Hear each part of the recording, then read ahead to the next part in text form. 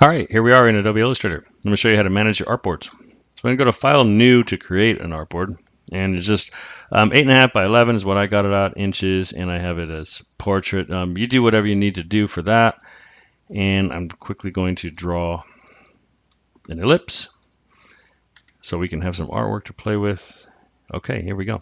So basically an artboard is just, it's the page, but you can have artwork all over the place outside of it. It doesn't really matter. It's not going to get cropped like Photoshop does or anything. But if whatever you export, if you export this as a PNG or save it as a PDF or whatever, that will actually stay, everything will stay inside of this artboard. Anything outside of it is going to get, it won't get exported. So this is kind of like your exporting zone, if you will.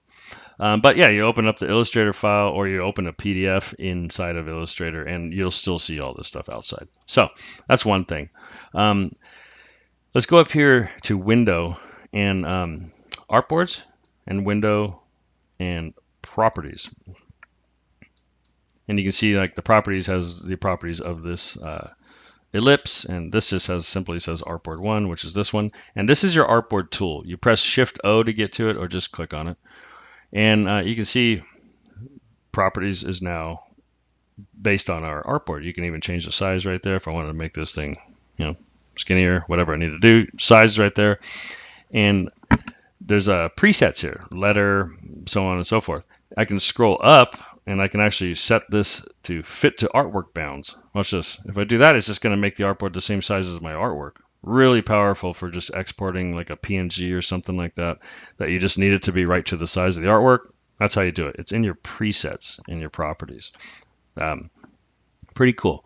Now, I can move this all around, but while I have the artboard selected, the tool selected, my control bar up here changes. If you don't have that showing, you go to Window and you pull down to Control, make sure that's checked, and you have this bar. See if I click over here, it's back to the ellipse, just like over here in the Properties tool. So let's go here, and now I'm going to move the artboard, and you see nothing. The art doesn't come with it. But if you just simply go up here and click on the first one, now it does move, right? So that's pretty cool.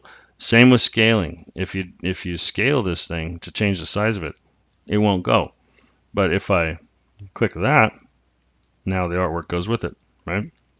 So that's a really cool, powerful thing to know. If you can't, it's just one of those things where if you don't know where to click, like good luck finding it, So then we have artboard options again. You can get to those in numerous ways, right? And now there is another thing about moving objects here. If I was to lock this object or hide it, and you can hide a selection or lock. So in this case, I'm just going to lock it. So I can't click on it, right? Even if I have this tool and I do the selection thing I told you about, right? It gives me a error. Like, hey, what's this? Okay, weird. So I'm going to go up here. We're going to go to Illustrator, Settings, and Selection. Well, Selection and Anchor Display. And right here we have a toggle, just move locked and hidden objects with it. So now when we move, even though that's locked, it's not going anywhere. See, I still can't click on it. Click, click, click, click, click. Nope. But I can move it. So that's pretty cool. I'm going to unlock that thing. Now, one more thing. This is a really powerful one too. These guys can be exported as multiple page PDFs. So now I just made 3. I just hit down there, new, right? So I've got 1, 2, 3, and I got Artboard 1, 2, 3. If I click the Artboard tool, you can see it says 01, Artboard 1, 02, obviously 03. But so that's the page order. So 01, 02, 03 is the page order if you were to export it as a PDF. Artboard 3 does not mean anything, so you can change these names just by clicking, test, whatever. I'm going to put page 2, no, so on, right? But this is the cool part. So I've got 01 test, and over here I've got 03. So I'm going to drag test. I'm going to put test to the bottom.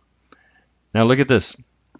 Test just became 03, right? Because it's the 3rd page now. So I've got this actually out of order. I've got 01, scroll over, page 2, and now I've got page 3. So you can organize the export of your PDF by organizing these in order of pages. See, so 01, yeah, it's called page 2, but do you get what I'm saying? So you could drag these around and you can go 01, 02, 03, etc. So this is your page order. So mess with it all you want. Yeah, pretty powerful stuff there. Now I'm out of order again. See that? So ordering your pages is really important, and that's a trick that is a really tough one to figure out if no one points it out for you. And then, yeah, you can just have one other thing I guess you can have is multiple sizes. See that? Like you don't have to have the same page size for each artboard either. So you can have 3-page PDF document with multiple pages. So very powerful stuff. Hopefully that helped. If it did, hit like, leave me a comment. Thanks.